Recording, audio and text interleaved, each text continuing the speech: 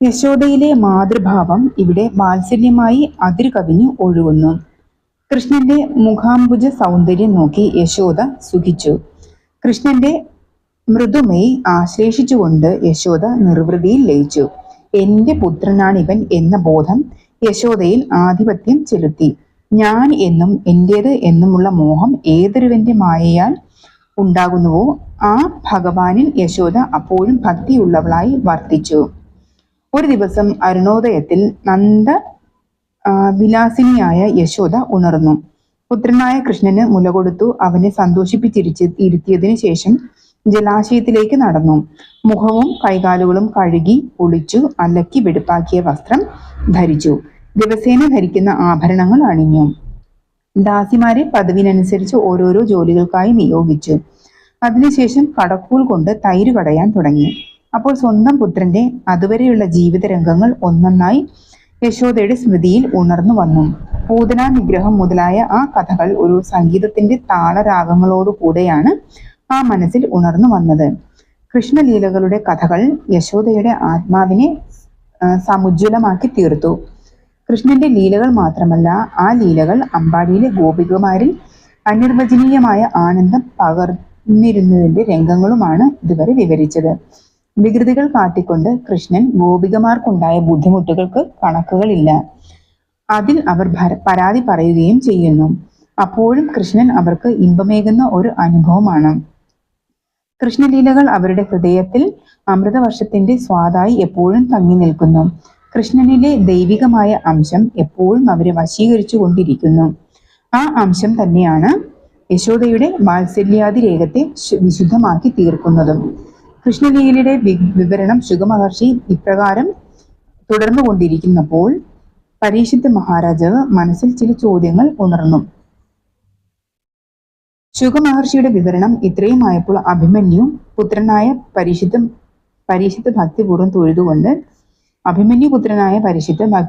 തൊഴുതുകൊണ്ട് ചോദിക്കുന്നു, ഇത്രയേറെ ഭാഗ്യം യശോദയ്ക്ക് തന്നെ കൈവന്നതിന്റെ കാരണം എന്താണ്? കാരുണ്യമൂർത്തിയും സനാതനുമായ ഭഗവാൻ നാരായണൻ അവളിൽ ഇത്രയേറെ പ്രസാദിക്കാൻ കാരണം എന്താണ്? പണ്ട് ഇവൾ ആരായിരുന്നു? അന്ന് ഇവൾ ചെയ്ത സൽക്കർമ്മങ്ങളുടെ ഫലമായല്ലാതെ ഇങ്ങനൊരു ഭാഗ്യം സിദ്ധിക്കുകയില്ല. അന്ന് അവൾ ചെയ്തു തീർത്ത സുഹൃതം എന്താണ്? ലോകത്തിലെ സത്തുക്കൾ ഏവരെയും ശുദ്ധമായ ഭക്തിയോടുകൂടി ദുഷ്കൃത ശാന്തിക്കും കർമ്മമുക്തിക്കും വേണ്ടി ഏതൊരു ഭഗവാനെയാണോ നിരന്തരം പ്രാർത്ഥിക്കുന്നത്, ആ ദേവന്റെ അവതാരമായ കൃഷ്ണന്റെ ബാലലീലകൾ കണ്ട് കൺകുളിർക്കുവാനും ശ്രീകൃഷ്ണനെ ലാളിക്കുവാനും ദേവകിക്കും വസുദേവനും ഭാഗ്യം ലഭിക്കാതെ പോയതിന്റെ കാരണം എന്താണ്? ഈ സംശയം അങ്ങ് തീർത്തു തന്നാലും. പരീക്ഷിത്ത് രാജാവിന്റെ ചോദ്യം കേട്ടപ്പോൾ ശുഗമഹർഷി ചിരിച്ചുകൊണ്ട് പറയുന്നു, ഭഗവാൻ നാരായണന്റെ മായാ വികൃതികൾക്ക് അർത്ഥം കാണുക എന്നത് അസാധ്യമാണ്. അത് തികച്ചും നിഗൂഢമാണ്. മനുഷ്യരുടെ അനുഭവങ്ങൾ, കർമ്മങ്ങൾ, ധർമ്മം, പുണ്യപാപങ്ങൾ എന്നിവയെപ്പറ്റി ബ്രഹ്മാവിന് പോലും വേർതിരിച്ചറിയാൻ സാധിക്കുകയില്ല. എങ്കിലും എന്റെ പിതാവിൽ നിന്ന് കേട്ടതിനനുസരിച്ച് ഈ ചോദ്യത്തിന് ഉത്തരം ഞാൻ നൽകുന്നുണ്ട്. പണ്ട് വസുക്കളിൽ ശ്രേഷ്ഠനായ ദ്രോണരോട് ബ്രഹ്മാവ് പറഞ്ഞു, ഭഗവാൻ അവതരിക്കാൻ പോകുന്നു. അപ്പോൾ ഭഗവാന് പ്രിയം നൽകുന്നതിന് വേണ്ടി നീയും ഭാര്യയായ ധരയും പശുക്കളെ പരിപാലിക്കുന്നവരായി ഗോപന്മാരുടെ കൂട്ടത്തിൽ ജനിക്കണം. ദ്രോണരും ധരയും അതിൽ സന്തുഷ്ടരായി. ഒരു അനുഗ്രഹമേ അവർ ബ്രഹ്മാവിനോട് ചോദിച്ചുള്ളൂ. ശ്രീഹരിയിൽ പരമഭക്തി ഉണ്ടാകണമേ എന്ന അനുഗ്രഹം മാത്രം.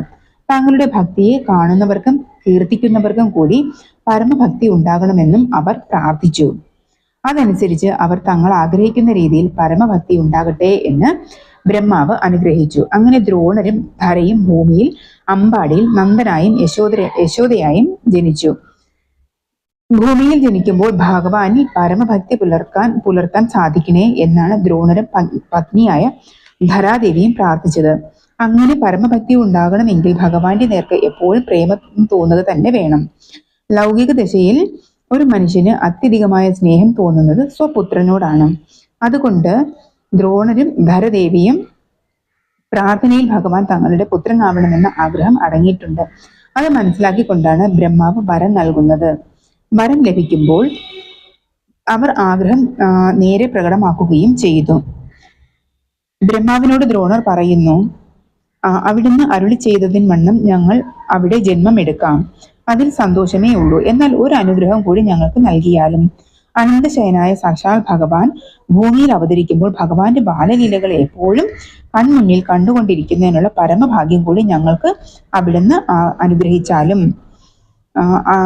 അവരുടെ പ്രാർത്ഥന കേട്ട് ബ്രഹ്മാവ് ഒരു നിമിഷം ആലോചന മഗ്നനായി നിലകൊണ്ടു. എന്നിട്ട് ആ ആഗ്രഹവും അവർക്ക് സാധിക്കുമാറാകട്ടെ എന്ന് ബ്രഹ്മാവ് ആശംസിച്ചു. അതിൻ പ്രകാരം ദ്രോണരും ധരയും വ്രജത്തിൽ നന്ദനും യശോദയുമായി ജനിച്ചു. അവർ ദമ്പതികളായി അങ്ങനെ കഴിയുന്ന കാലത്ത് വിഷ്ണു ഭഗവാൻ ഭൂമിയിൽ വസുദേവന്റെ പുത്രനായി ജനിച്ചു. ഭഗവാന്റെ നിയോഗമനുസരിച്ച് വസുദേവൻ സ്വപുത്രനെ നന്ദഗോപ ഗ്രഹത്തിലെത്തിക്കുകയും ചെയ്തു. ഇതെല്ലാം നന്ദഗോപ യശോദമാർക്ക് ഈ സൗഭാഗ്യമുണ്ടാകുന്നതിന് നിഗൂഢ കാരണങ്ങളായിരിക്കാം. അവയെക്കുറിച്ച് നാം എങ്ങനെ അറിയാനാണ്? കൃഷ്ണലീലകൾ കണ്ട് ആനന്ദിക്കാനും കൃഷ്ണനെ ലാളിക്കാനുമുള്ള ഭാഗ്യം നന്ദഗോപ യശോദമാർക്ക് സിദ്ധിക്കാനുള്ള കാരണത്തെപ്പറ്റി വിശദീകരിച്ച ശേഷം വീണ്ടും കൃഷ്ണലീലകളുടെ വിവരണത്തിലേക്ക് തിരിയുന്നു. ഒരിക്കൽ യശോദ വാത്സല്യത്തോടു കൂടി പുത്രന് മുല കൊടുത്തുകൊണ്ടിരിക്കുകയായിരുന്നു. ഇടയ്ക്ക് അടുപ്പിലെ പാൽ തിളയ്ക്കുന്നത് കണ്ടു. അത് ഇറക്കി വെച്ചിട്ട് വീണ്ടും മുല നൽകാം, അതുവരെ ഈ ഭദ്രാസനത്തിലിരിക്കൂ എന്ന് പറഞ്ഞുകൊണ്ട് യശോദ പാൽപാത്രം ഇറക്കി വെക്കാനായി പോയി. പാല് കുടിച്ച് തൃപ്തി വരാത്ത കൃഷ്ണൻ അതിൽ പരിഭവിച്ച് ശോഭിച്ചു.